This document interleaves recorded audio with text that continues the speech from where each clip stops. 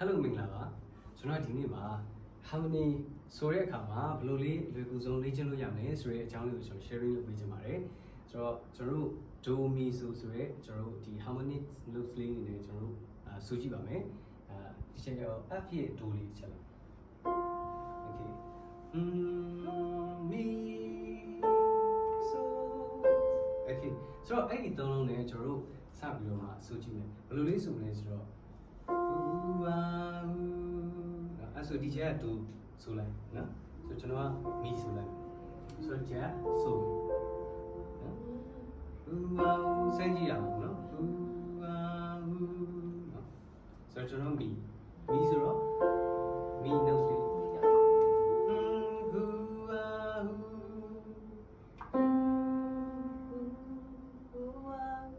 Okay အဲ့ဆိုကျွန်တော်တို့ပေါင်းပြီးဆိုကြည့် 1 2 3 4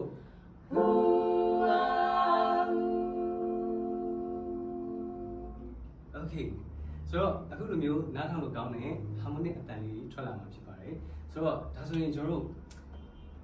နောက်တစ်မျိုးအနေနဲ့ကျွန်တော် round chord လေးတီးပြီးတော့ကျွန်တော်လုပ်ကြည့်မယ်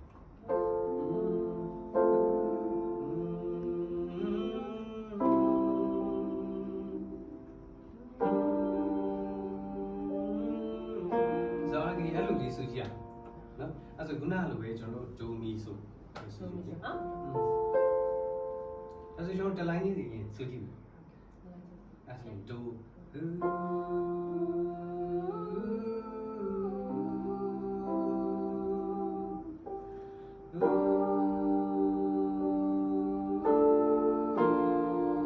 Okay အဲ့ဆိုကျွန်တော်ပြီး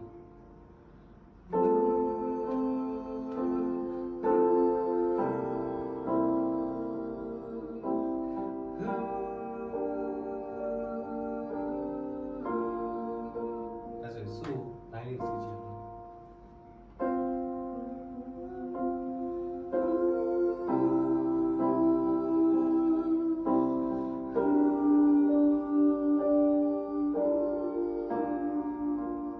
OK， အဲ့ဒါကျွန်တော်ပေါင်းပြီးဆို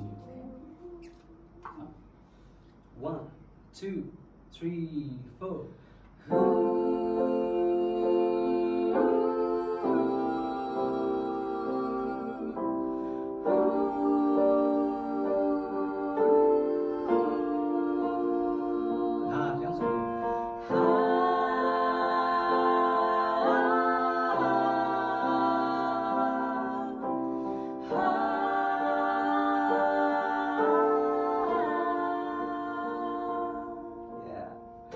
အခုလိုမျိုး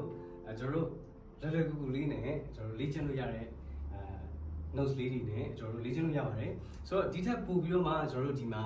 vocal အကြောင်းတွေကိုသိချင်နေဆိုရင်ကျွန်တော်ရဲ့ Jones Academy မှာလာရောက်ပြီးတော့မှ join လို့လာဖိတ်ခေါ်ချင်ပါတယ်